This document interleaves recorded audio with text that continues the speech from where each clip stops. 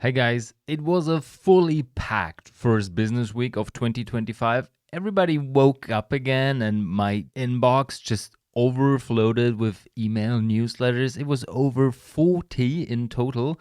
In addition, so much was going on social media, and I would say at least 30% was concerned about the recent study published by a US surgeon talking about the relation between alcohol and cancer.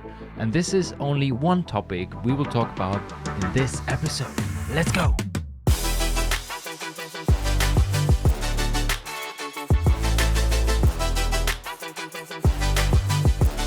Welcome to the Pinot and Pests podcast episode number 226, the weekly update on January 11th.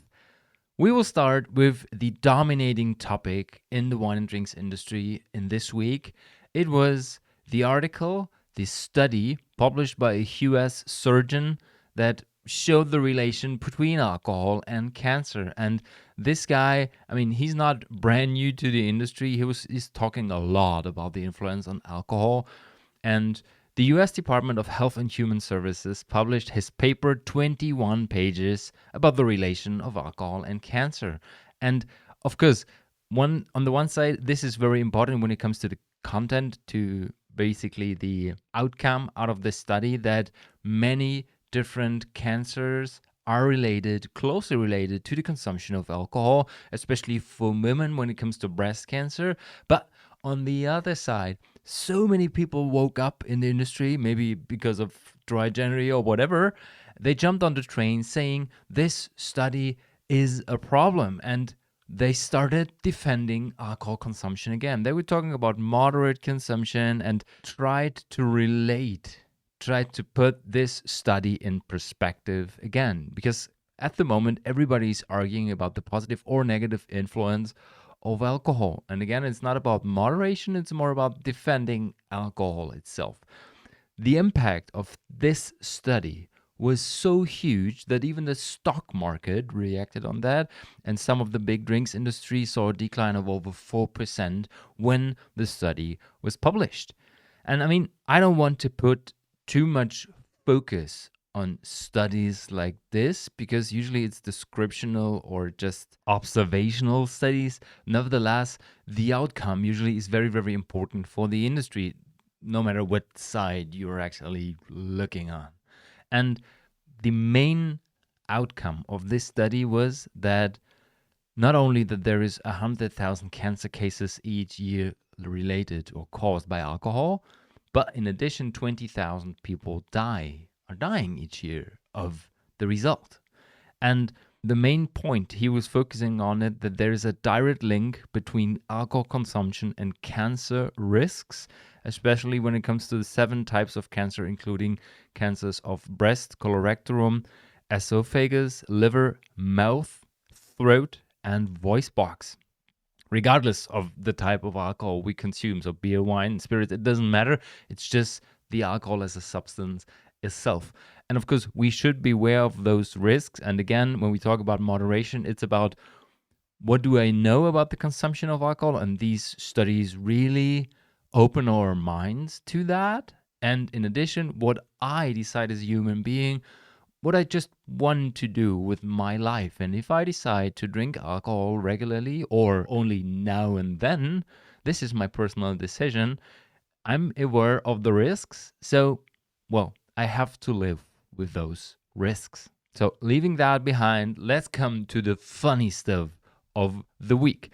The first article that really made me smile was an article talking about dogs that are able to detect grapevine diseases. And there are some diseases that are quite heavy for the industry. One is the leaf roll virus. And these dogs were trained in a trial to detect diseases like the leaf roll virus or just finding mealybugs.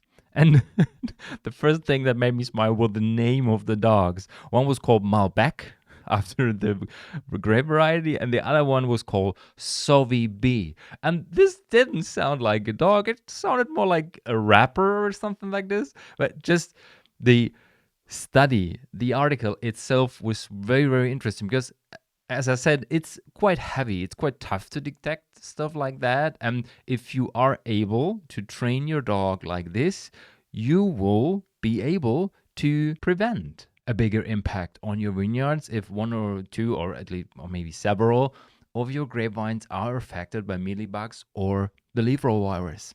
As I said, it was just a trial. There were over $400,000 spent on that experiment, and maybe in the future we will see more dogs getting into the wine space to be able to detect diseases like that. And maybe in addition, if you're smart enough, you can train your dog as well for truffles, and while looking for mealybugs or leaf roll viruses, he or she is maybe also able to find some truffles for you to make a great wine pairing. The next funny thing was published on Instagram, and it took place in the UK. There was a heavy snowstorm going on between the years, and in the north of England, the snowstorm hit so heavily that some people had to stay in the pub they have been visiting at that night. So they had an overnighter at that pub and just having fun. I will press play while talking. And more than 20 people were snowed in the area of Yorkshire. So I guess you can imagine worse nightmares than being stuck in your favorite pub. So the people were just having fun, they were dancing, and of course they were drinking, and they just spent the night in a warm pub while waiting for the snow to be moved away so they can get back home. And this didn't happen for the first time. In 2021, over 60 people got stuck in another pub in England due to a snowstorm, and I mean, they had the same kind of party while waiting for the plower to remove the snow. If you want to take part in that experience, the link is in the show notes as usual. We stay in the UK, where the government recently published that pub goers will be able to identify themselves with a digital version of their passport. So many people, especially from Generation C, complained that they weren't able to enter their favorite pub, their favorite club, when they forgot to bring their ID. And I mean, we all have been at that age, and sometimes it happens on purpose that you don't have your passport with you, right? But in the future, the digital generation will be able to get access through a digital version of their ID. And it basically just works like using your credit card or something. So you can leave your passport at home. You just identify with your phone in a digital version, and you're able to access your favorite pub or your favorite club. I guess it's one move in the right direction. Still, there are fans of paper, of cash, and also of the printed ID. I get it, totally fine. But this is another option that will bring more people to the hospitality sector, give more people access to restaurants, to bars, and maybe this will also be a good sign for the hospitality sector in the UK that has been suffering a lot in the last years. And talking about the usage of an ID. When I was in California last year in August, I wondered why I had to show my ID to the person in the shop where I was buying alcohol-free beer. I was like, yeah, sure, here's my ID card, but why are you asking for it?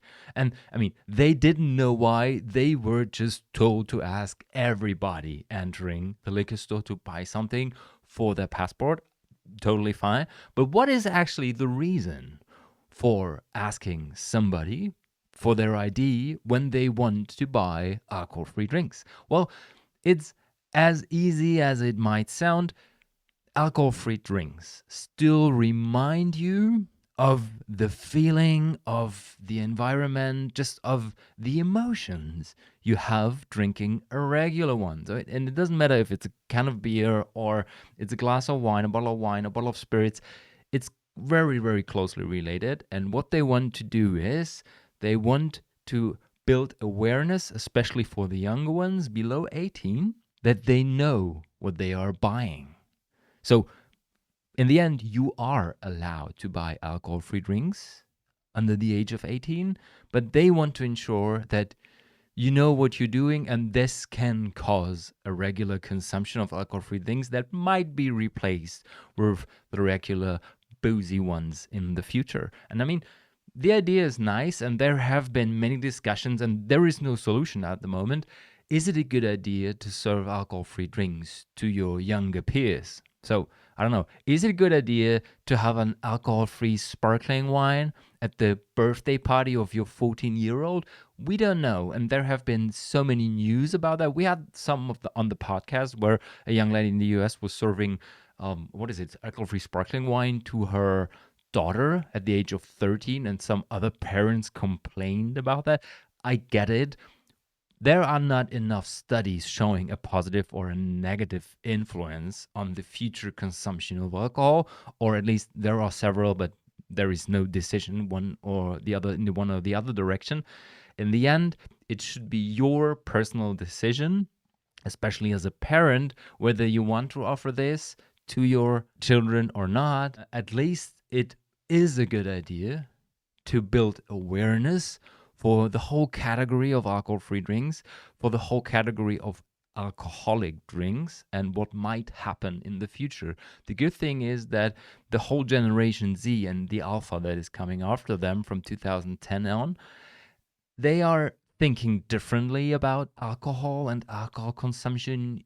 Fewer people want to consume alcohol in the future, and they also discovered that you can have fun without a bottle of alcohol. So, I mean, if this builds more awareness, it is totally fine to show your ID, even though it might sound a bit awkward when somebody says, well, alcohol-free beer, may I see your ID, please? And talking about being careful, it is Dry January. I made an episode on that, and Dry January is one of the most dominating marketing, let's say, campaigns when it comes to the drinks industry. And I think, in my opinion, the Dry January 2025 will be the biggest of all times. Several countries made surveys on how many people would participate in, and Belgium, France, England, they all said it would be between 20 and 25% of the total population. Germany is a bit lower, sitting around 13. Nevertheless, it is a thing for the industry. The problem is, only few people know that the term Dry January is actually a protected brand by the association that introduced Dry January in 2014. And they said it is regulated, it is protected, and usually you are not allowed to use the term Dry January, especially when it comes to branding of your products or your services. There is kind of a gray zone where it is tolerated to use the term it is Dry January, quote unquote, and here is your alcohol-free drink. And I mean, basically it raises the awareness for the category, for the alcohol consumption itself, and it should be in the mindset, or it should be one of the biggest goals of the association that built Dry January in 2014, that more and more people are jumping on their train. But they also say is, if you use this just to earn money with that, especially when you're a company that also offers alcoholic drinks, you have to be aware of getting a letter from us that you might have violated our brand protection terms. So be careful while using Dry January.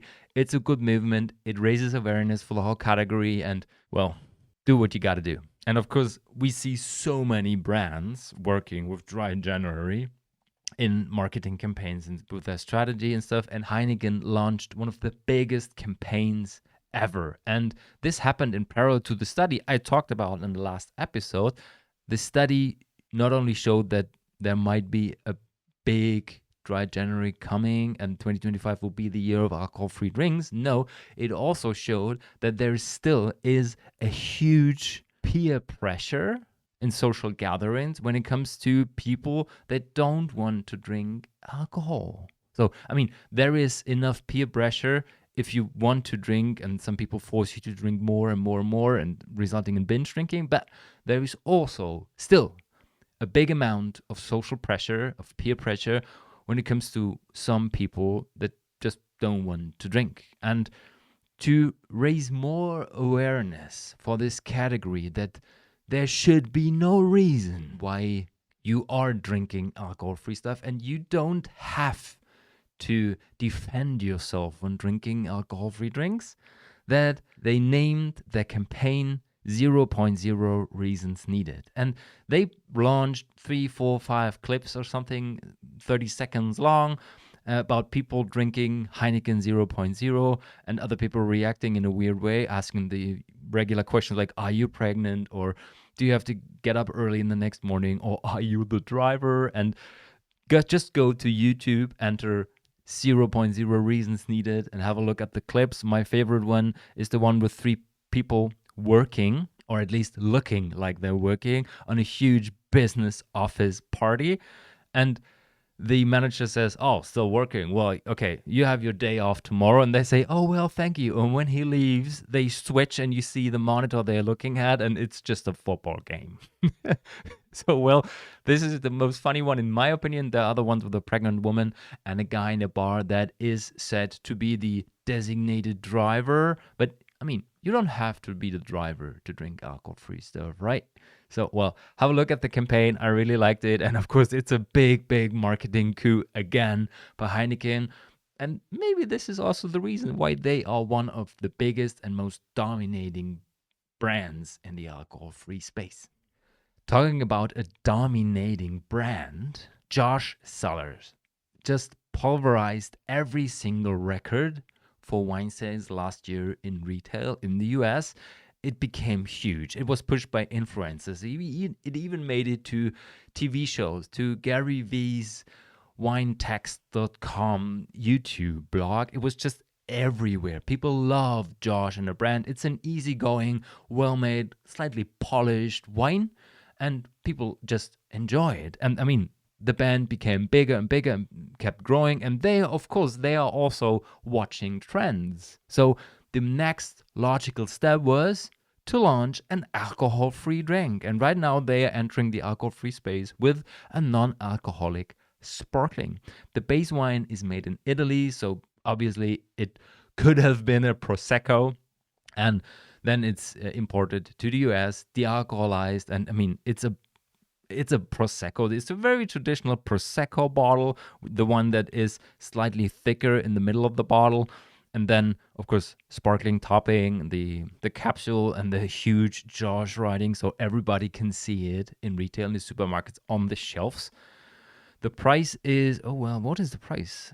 I think it's $17. So 15 euros, something like this, which is for the US still affordable, and it perfectly suits the, I would say, premium approach supermarket category for alcohol-free drinks. And we don't know the numbers yet. I will have an eye on that in the next 6 months, but in my opinion, this will definitely be a successful product. Again, because I don't know, I haven't tasted it yet, but I would assume that it is as approachable as the ones with alcohol. And last but not least, it's kind of an excursion to the celebrity corner, but it's more the fun stuff that happened this week.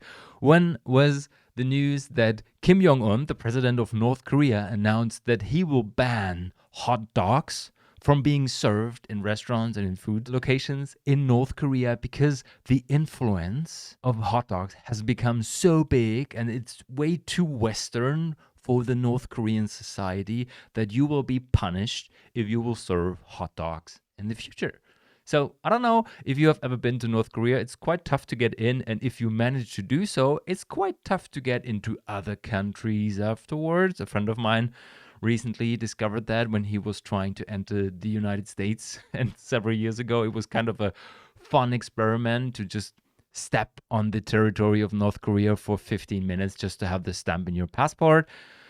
Well, I don't know what this will mean for the North Korean society. I guess at least it's a healthier step for them. But this again shows the kind of weird approach Kim Jong-un has to the world, to culture and everything around that.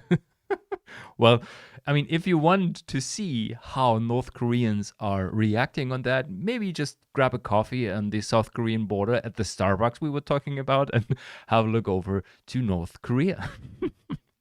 And last but not least, also a quite funny one is during Christmas, during the holidays, superstar Post Malone went to a restaurant with a friend, and when he wanted to pay the bill, his friend already had done it.